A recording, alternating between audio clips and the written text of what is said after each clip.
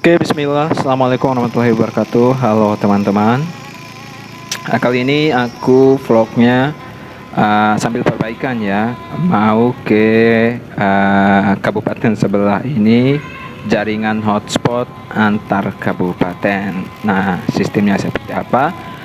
Nanti kita langsung ke lokasi saja ya teman-teman.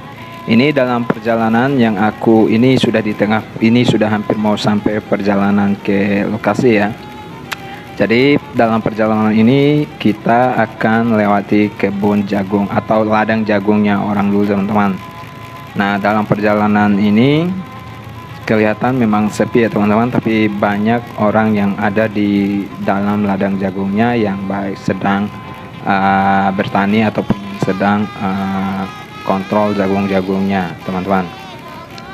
Nah di sistem hotspot kali ini antar kabupatennya memang antar kabupatennya ini lost ya teman-teman, karena memang di kabupatennya ini berada di puncak dan kabupatennya saya itu berada di dataran rendah. Artinya jika kita melakukan point to point menggunakan sistem wireless ataupun sistem point to point menggunakan power beam, di sini saya menggunakan power beam ya, power beam M5 itu loss. Kalaupun dalam ukuran secara wirelessnya itu terlihat di ukuran wirelessnya itu sekitar 8 atau 10-an kilometer ya, lupa saya teman-teman untuk jangkauannya ya, kurang lebih seperti itu jangkauannya.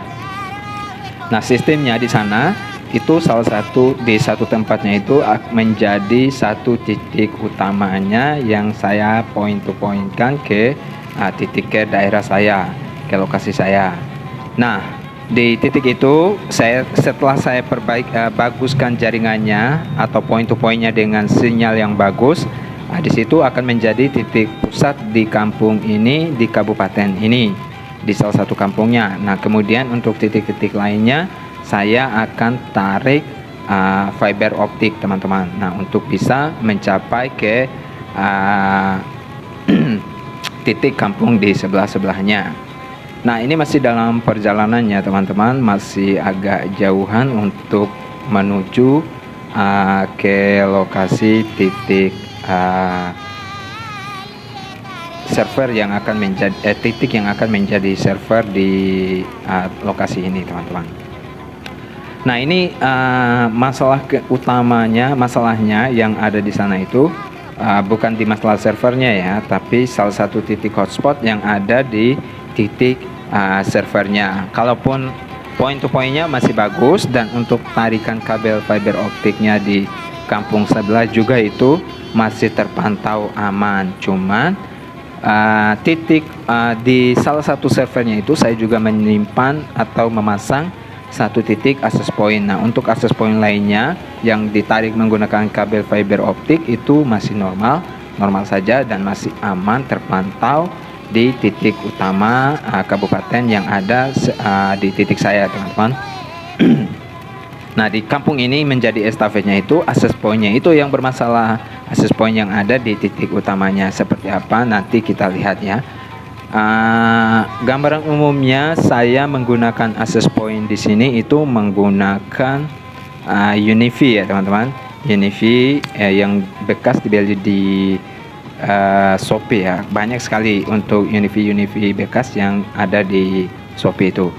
Saya menggunakan UniFi outdoor dan tidak memiliki server UniFi atau disco apa ya istilahnya dulu. Saya pernah kerja itu di UniFi. Untuk bisa konfigurasi Adobe UniFi itu harus punya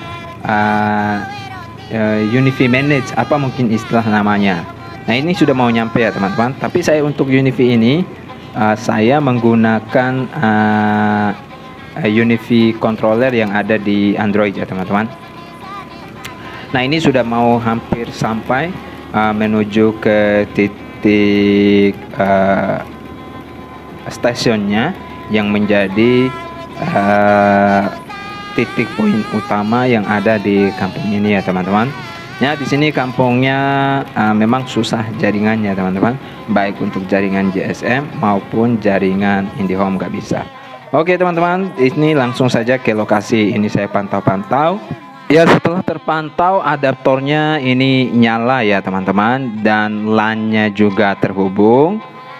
PoE yang menuju ke Unify-nya itu di atas, itu Unify-nya juga terlihat, lampu indikatornya juga menyala.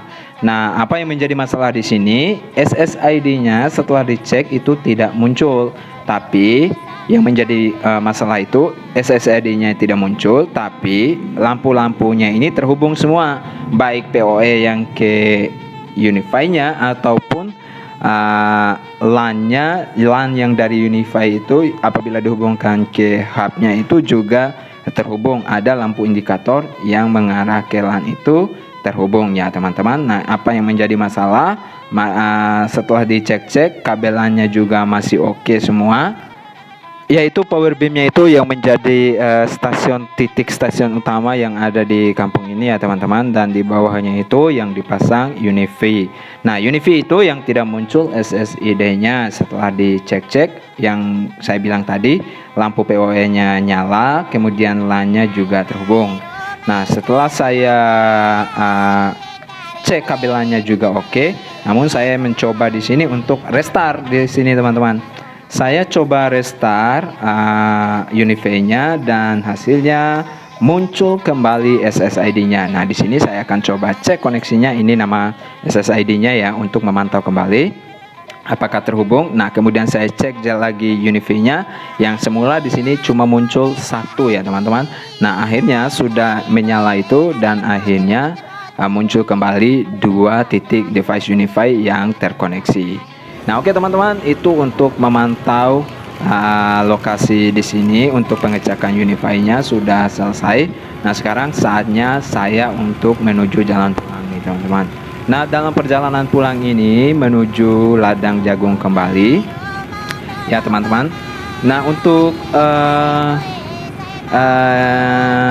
Unify tadi itu saya settingnya itu lanjut ya teman-teman. Untuk setting Unify itu karena saya memang tidak punya Unify Manage, apa mungkin istilahnya ya, saya menggunakan untuk setting Unify itu saya menggunakan Unify controller yang ada di Android, dan saya adopt di situ, adopt lewat Android, dan setting SSID, channel dan lain-lain itu melewati Unify controller itu ya teman-teman.